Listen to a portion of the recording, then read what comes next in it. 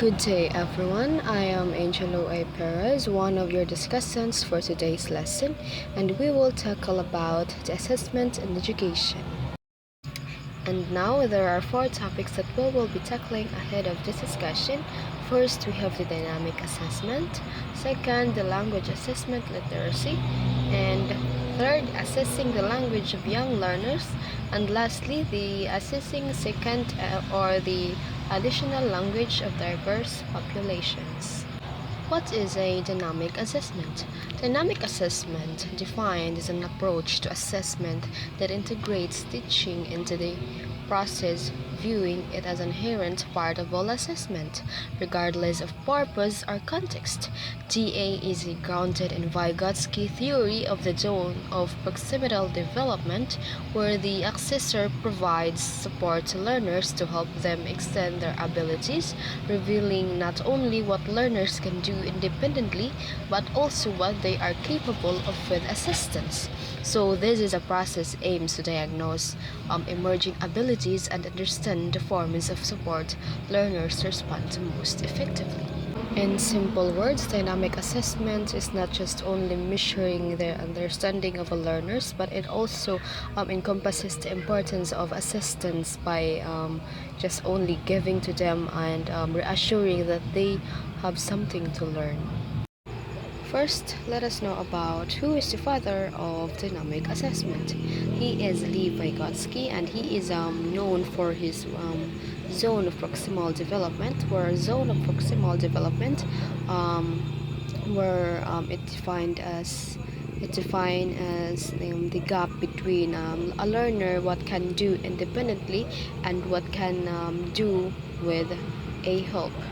So in DA, the focus is on understanding a learner's potential by observing their ability to solve problems with guidance, rather than only assessing their independent performance. And also, there are two persons who explain that sociocultural theory, or the SCT, as developed by Vygotsky, emphasizes the central role of practical activity, particularly in education. In ECT, theory and research guide practice, and practice in turn tests and shapes theory.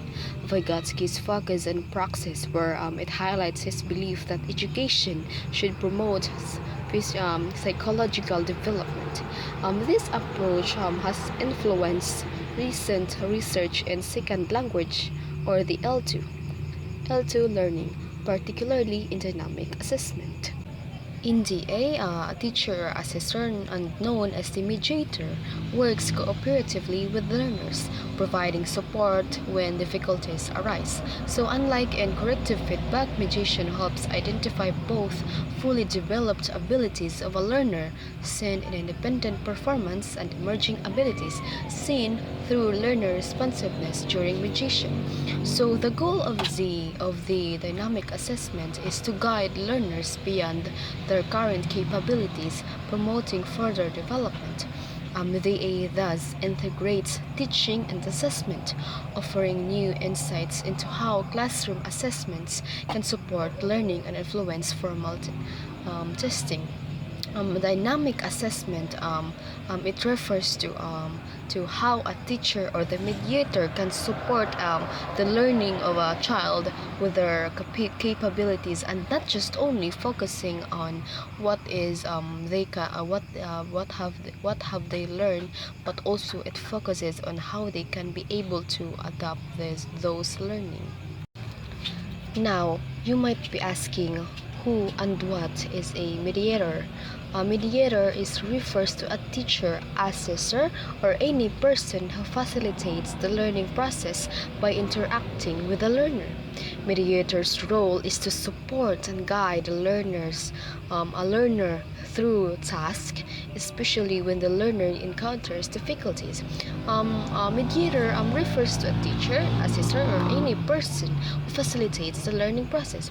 From the word any person or a facilitator, it might be a teacher, your sibling, and especially your mother or your father, your parents, that can give you insights and learning, and that can help you to understand the given task or the given assignment provided by your teacher. Well, that is the mediator. Now, there are also a benefit that can we get from the dynamic assessment. First, the holistic understanding of development. The A goes beyond assessing what learners can do independently, their actual level of development, to explore their potential development by observing a learner's responsiveness during joint engagement with a mediator. Second, individualized support. The A emphasizes the role of mediation in guiding learners beyond their current abilities. This individualized approach fosters the continued development of learners. As A mediators provide tailored support based on the learner's needs and responsiveness.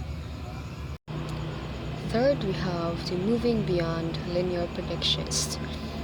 Unlike traditional assessments that predict future performance based on past results, the A allows for a more dynamic prediction of a learner's future abilities, shaped by ongoing access to appropriate forms of mediation.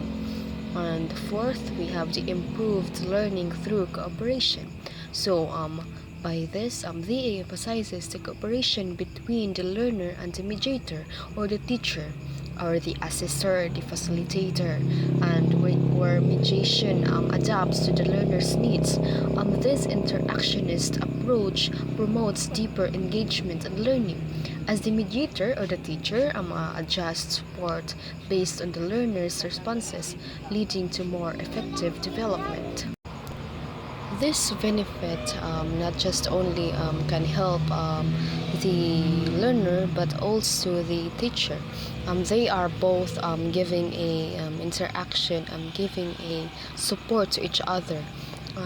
This improves the capability or the interaction between the teacher and the a learner. The fifth benefits of DA is that flexibility in mediation. DA can be implemented using different formats, for an example, cake or sandwich, depending on the context, offering flexibility in how mediation is provided. This adaptability allows for more effective learning outcomes in a variety of settings. And lastly, the educational and diagnostic value. By integrating teaching and assessing, VA offers a unique diagnostic tool to identify both of fully developed and emerging cognitive abilities, guiding educational interventions and supporting learners' ongoing development. This approach has been particularly influential in special education and second language learning. Flexibility in mediation can be implemented using different formats also and in different contexts. This offers a critical or a critical and a something that is a group of value to the learners.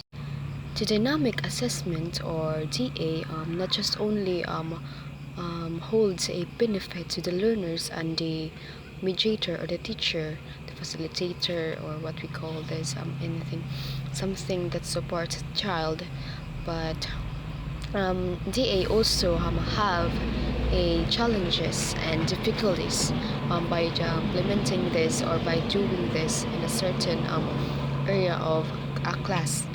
First, we have the moving beyond one-on-one context.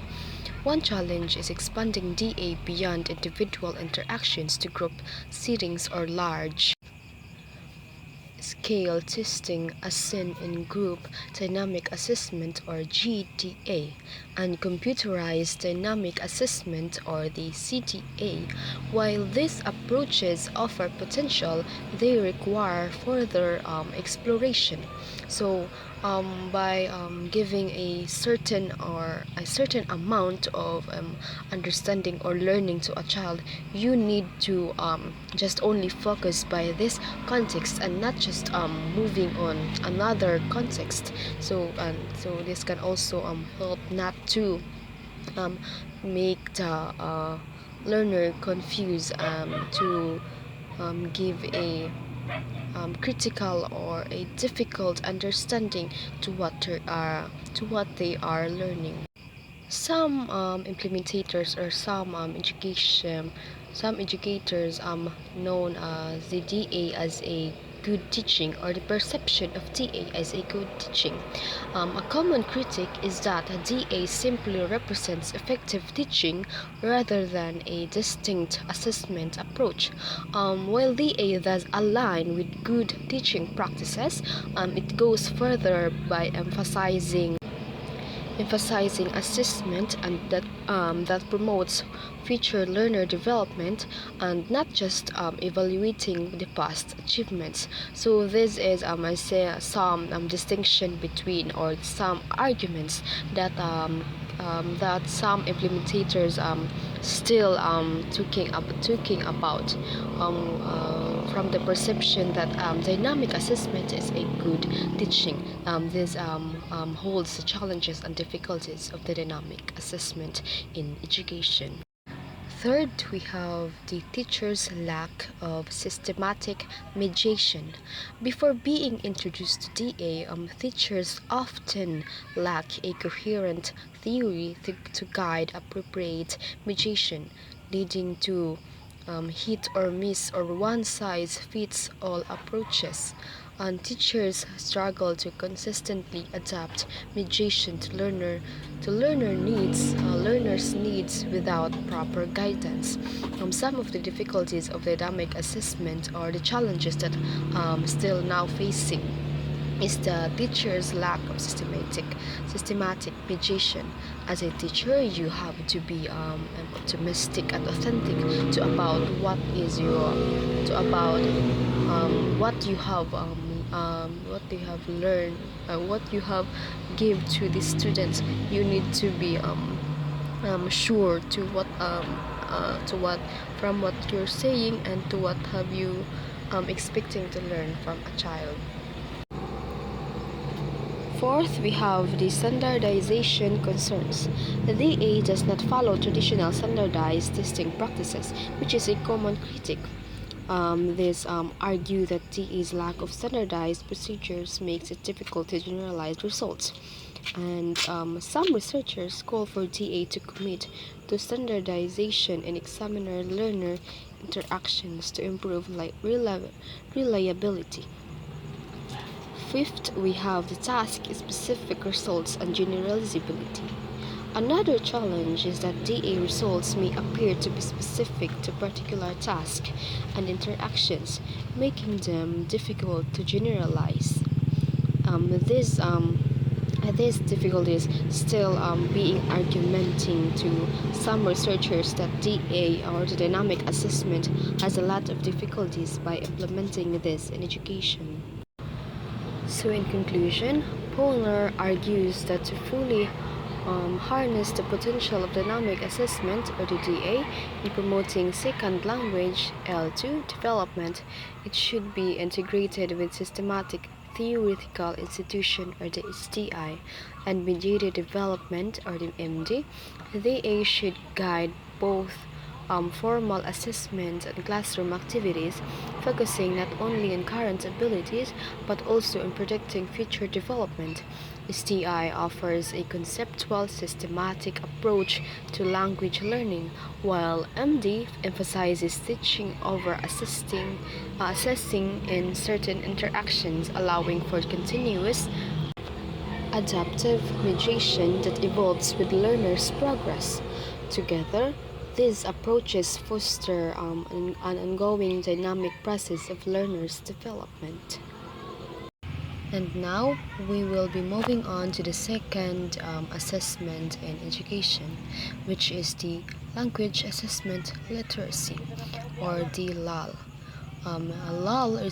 Refers to the knowledge, skills, and principles that stakeholders involved in assessment activities are required to master in order to perform assessment tasks. The concept of assessment literacy, or the AL, emerged in general education by Stigens in 1991. It refers to an individual's understanding of key assessment concepts and procedures that influence educational decisions, according to Papam in 2011. Language Assessment Literacy, or the LAL, building on General Assessment Literacy, or the AL. This too refers to the knowledge stakeholders need to effectively conduct language assessment. While LAL is a relatively new concept, it is gaining attention particularly regarding teachers' expertise and its relationship with other professionals. This assessment focuses on the language assessment that can be provided by the teacher to adapt and to can learn by the student. The teacher holds a crucial role in the assessment process of the LAL. Teachers are seen as a central figures in assessment, not just recipients of this information, but as individuals who actively shape the assessment process. To effectively use assessment, teachers must be knowledgeable in first how to assess students. As an educator, we should be confident on how and what actions that we can do or we should do beforehand the discussion or the learning process that we should be given to the students. Second, we have the how to interpret assessment results.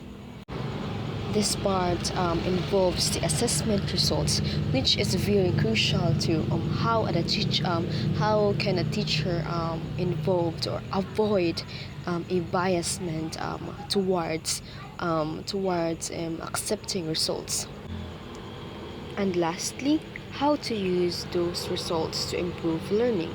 So by accepting those results, you need to also to how to use them to improve the learning of the student. It has also challenges and difficulties that might be facing through the implementing of this assessment. First, the multilingual realities. It is the rise of multilingualism and English as lingua franca has brought new challenges to language testing practices, requiring tools that support multiple languages and accommodate diverse language backgrounds, according to Shohamiu in 2011. And second, the translanguaging, or the forming of language through the translanguaging is an approach that views language use as a hybrid or dynamic process that transcends traditional boundaries. This has implications for how assessments are designated and the need for modifications to fit multilingual realities. The research on language assessment literacy, or the LAL, is progressing beyond identifying key variables, agendas, and needs, and is now moving toward refining theoretical frameworks and exploring LAL's complexities in terms of content and research methodologies. And now we will be moving to the third assessment in education, which is the assessing the language of young learners. Assessing the language of young learners is about first, the variety of language learning experiences. Young learners may begin acquiring a second language in different contexts with varying levels of exposure and support, which makes it challenging to set a universal definition. Second is the range of ages. The age range that qualifies as young differs across regions.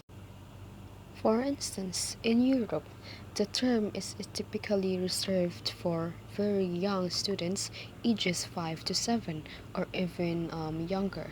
In the USA, the definition is broader and can cover preschool to elementary age children, ages 3 to 11, reflecting the later introduction of foreign language instruction in schools. The language learning context of assessing the language of young learners from the ESL or the English as a second language refers to children who are learning English as an additional language in an English speaking environment. For EAL, English as an additional language similar to ESL, but might also include learners who speak a language other than English as their first language. And lastly, the EFL, which is the English as a foreign language.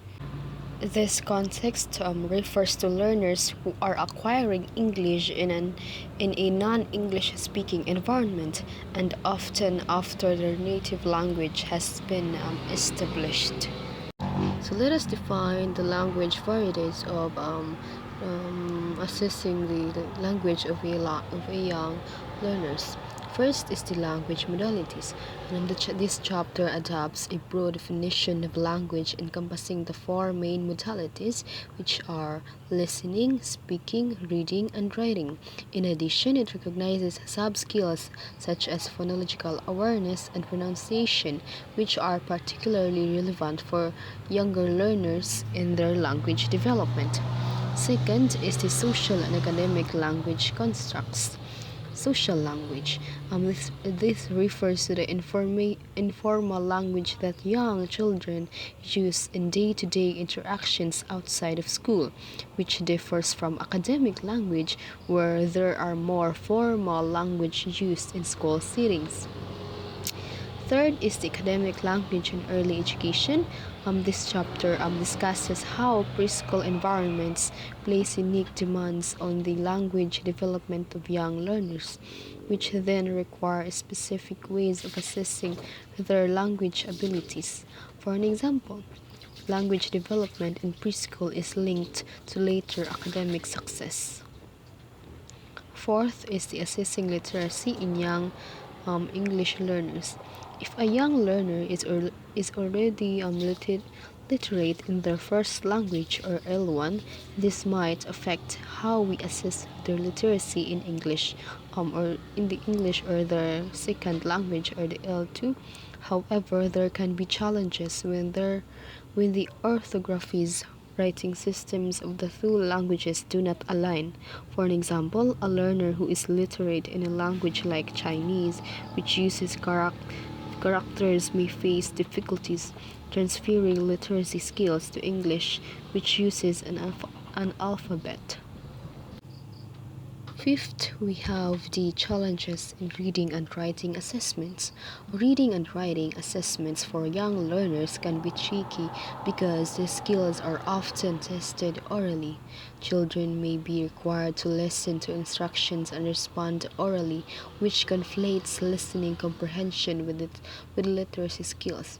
This can result in ambiguous data, making it difficult for teachers to accurately assess and target instruction based on children's true literacy abilities. And lastly, the use of academic and non-standard language varieties. It also highlights that academic language may not always be required for children to demonstrate learning in content areas like mathematics, science, or history.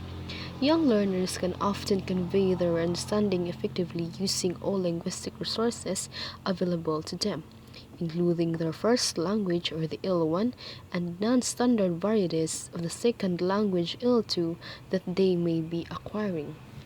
So in summary, in this section, stresses the importance of recognizing various language varieties in both the social and academic spheres when assessing young learners. This has also a types and purposes of assessment. First is the high stakes assessment. It refers to assessments that carry significant consequences or impact for both the student and the educational system. First, for the student, high-stakes assessments can determine important outcomes such as whether a student is classified as a fluent in a language like English or placed in special instructional programs. This can affect their access to further education or resources. And for the educators and the school system, these assessments also have significant implications for teacher and school performance evaluations. The results may be used to assess the effectiveness of teaching practice or the quality of education provided. So, moreover, the text also refers to non-summative high-stakes assessments, such as a screening text. These are used to identify students who might need additional support or intervention. It has two types. First, the standardized summative assessments. These assess general language proficiency and offer useful data for tracking annual progress or categorizing students, but they often lack the specificity needed for making detailed instructional decisions. Second is the formative assessments. These are dynamic and ongoing, focused on capturing relevant language information tied directly to a student's learning needs. It allows the teachers to adapt instruction in real time and provide feedback that helps students monitor their own progress. And there are three developmental considerations for assessing the young learners. First, before giving assessments or test questionnaires, you need to provide test format and consider some considerations. First is the language modality and age of the test taker will certainly dictate the appropriate format in which to assess young learners. Individual assessment will be necessary for coverage of many of the skills in the speaking and listening modalities. Second is the test item and task types. For the teachers, you have to we as a future educator should choose an item and task types will need to correspond to the cognitive processing capabilities and degree of task familiarity of a young learners. For an example, in 2005 provides a language test items that requires making meaning from a bar chart. So for the young learners, a bar chart can help them recognize the cognitive development or cognitive skills to adapt imagery or to adapt some illustrations to their mind or to their and a useful for their understanding. And so the last considerations for the young assessment for the young learners is the task content. The content of the task need to be relevant to the young learners in terms of cognitive demand and cultural specificity, especially in culture, is addressed further in the later section. So the younger the learner, the more contextualized items will need to be in order for the test to take the taker to make meaning of them. It has also an impact of child development and test and interpretation.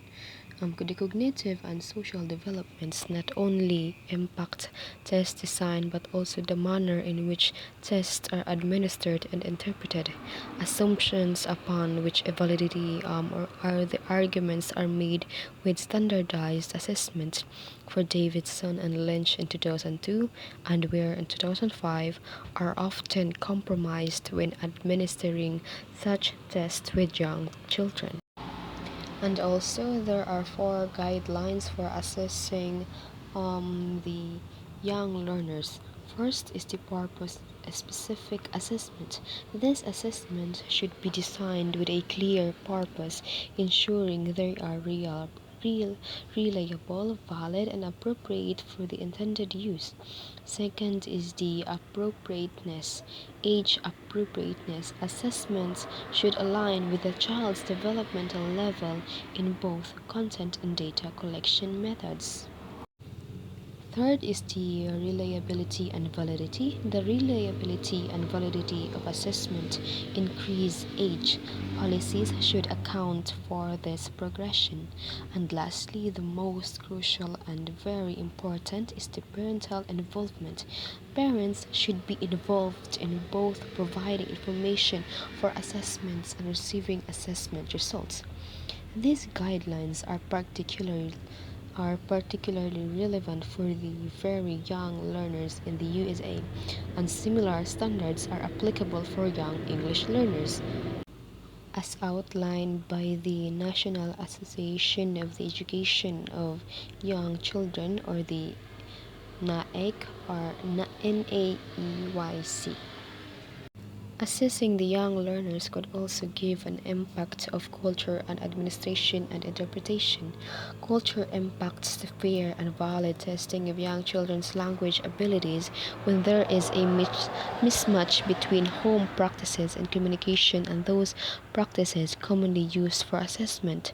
For an example, in Pena and Queen in 1997 reported Latina and African and American mothers typically do not label objects in their children's environment, as is the case for most vocabulary assessment, but rather engage in games that more often require descriptions. Those, so some of the learnings or the way of giving an instruction to children might started first at home. So some parents they do some practices that not uh, might not in the might not at school, and some students might back to their own culture, and this is a great impact of culture on administration and interpretation. So, in the conclusion, the field of language assessment for young learners is undergoing significant transformation. It is driven by the need to address the evolving language demands placed on students in academic context. While substantial progress has been made in refining assessment tools, developing accommodations, and integrating technology, key challenges remain. And now let us move on to the last topic of the assessment education, which is the assessing second or the additional language of diverse populations. With the increasing movement of people across international borders and the growing prominence of plurilingualism in national education systems, international cooperation, and multinational business, the assessment and teaching of second or additional language proficiency have become central issues in educational agendas worldwide.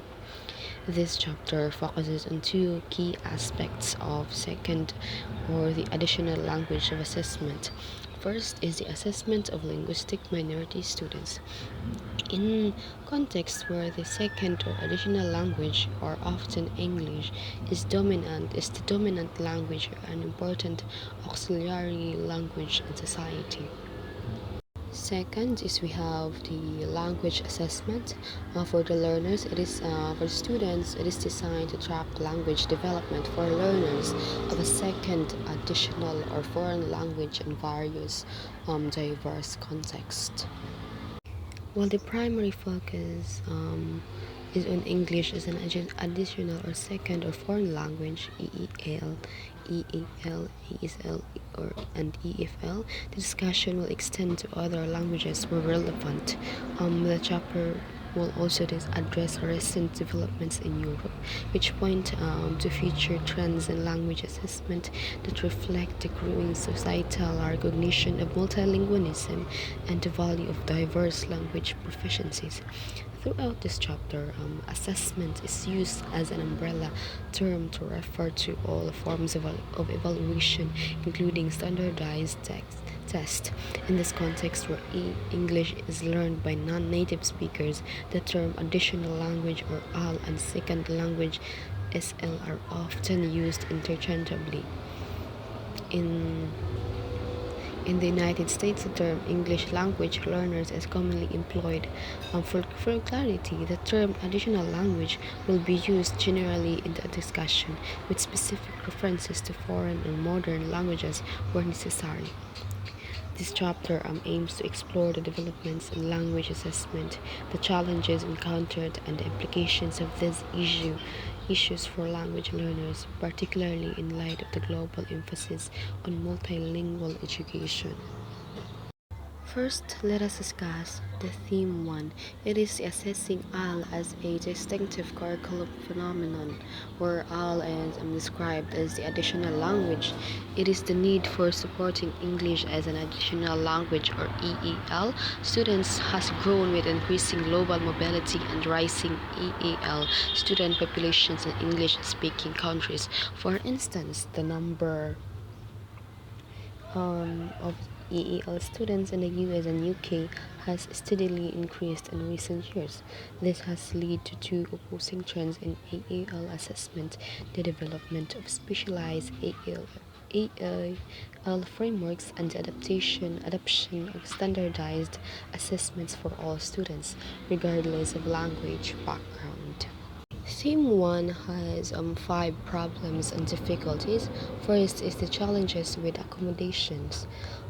It is limited availability of accommodations and example task translations for less common languages. The assumption that translating tasks solves the language barrier. Inadequacy of translation for students who haven't learned the content in English. Second is the standardized assessment for all students. It is a common assessment criteria applied to both native and AAL students. For an example, in National Curriculum Assessment in England, it is designed for native speakers. For AAL learners, it is inappropriateness of first language development models for assessing additional language development. Third is the mismatch of expectations for AAL learners. It is the expectations based on first language development norms, for an example, speaking with confidence and fluently, that are not realistic for new AAL learners. Second is the issue with using first language level descriptions for older AAL students ages ranges about 12 years old. And fourth, it is the problems in content assessment. For AEL students, as expected to participate in standardized content assessments, it is designed for native speakers' language proficiency as a barrier to demonstrating content knowledge effectively. The impact of language proficiency on test performance in some research findings, it is found in reading and math. And lastly is the validity concerns. It is a language proficiency as a liability for AAL students or learners in standardized tests. It is a test performance not being a valid indicator of content knowledge or achievement for AAL students. The growing gap in performance between monolingual and emergent bilingual students over time. So in conclusion, it is a serious concern about the validity of non-differentiated assessment criteria that is need for assessment frameworks that address the unique needs and challenges of AAL students. So in contrast to theme 1, the theme 2 is the assessing additional or the foreign language development of learners in diverse contexts. The theme 1, which looks at issues related to multilingualism with national context. This theme, the theme 2, focuses on issues related to assessing diverse languages and ensuring comparability of measures. Within Europe, it has become increasingly important to identify and recognize the kinds of language proficiency needed by European citizens to interact and cooperate effectively.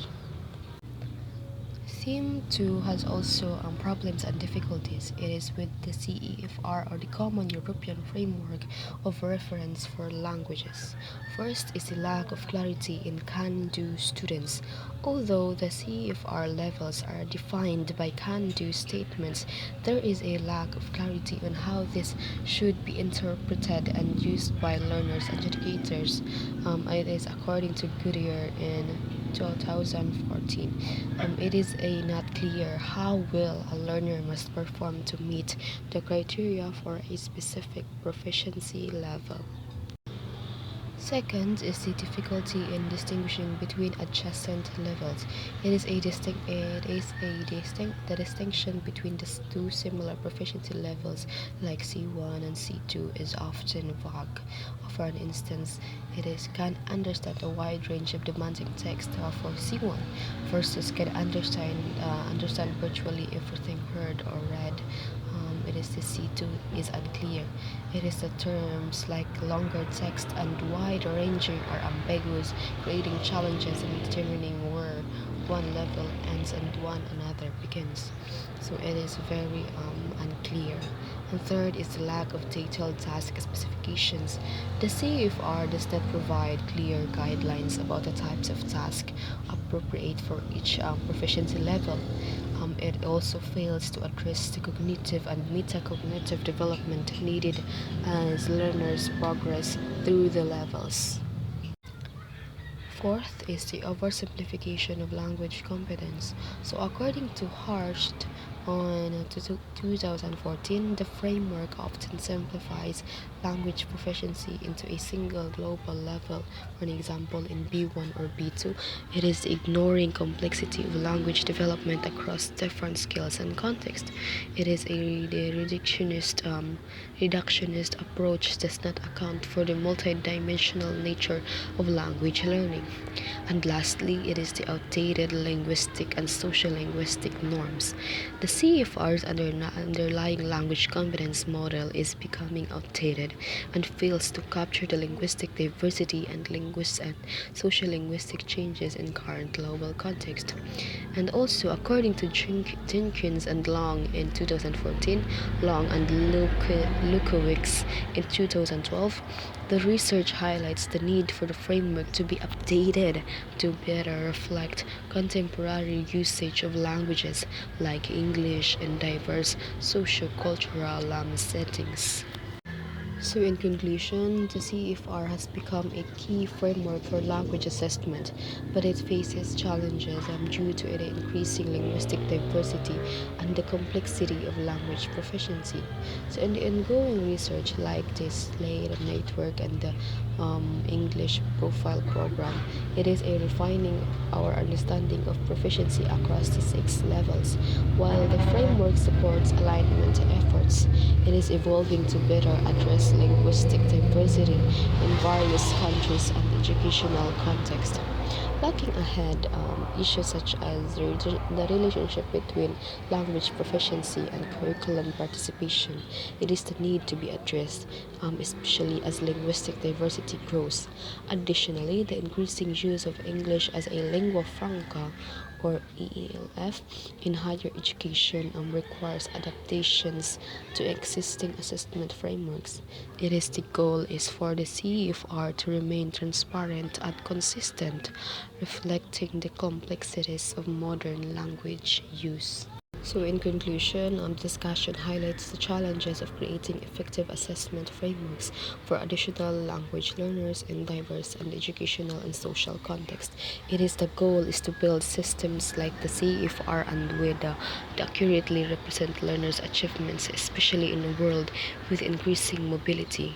As a major issue is the use of assessment criteria designed for one group, for example, in native language speakers, applied to others, such as assessing an additional language in learners with criteria meant to first language speakers or using adult-focused descriptors for young learners. So as a language practice evolves, it is crucial for assessment frameworks to update their criteria and descriptors to reflect these changes. Addressing these challenges will require both technical and conceptual advancements through research and potential public policy adjustments to ensure the assessment systems are inclusive and diverse. And that's all. Thank you for your participation, everyone. I hope you've learned something about assessment and education.